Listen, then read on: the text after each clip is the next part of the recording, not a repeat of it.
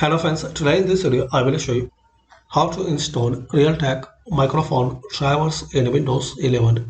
So firstly open any web browser, then type Realtek audio driver and press enter. Open this first official link.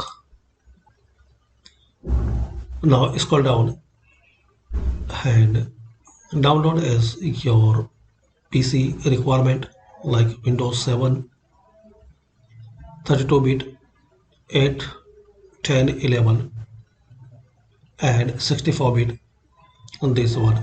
So if you are using Windows 10, 11 or 7 64-bit, so this file is for you and it's about 258 MB. So click on download. Now agree the terms and download, so accept and click on download this file. If it will ask your email or captcha, so type that captcha like we can hear 645, then click on go. 4 plus 2, so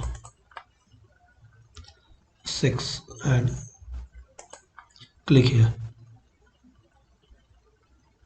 Start downloading. Please close the window when file downloading is complete. So click on keep and install this file. It will take some time. So guys, just you need to, after installation, you update your driver for Realtek.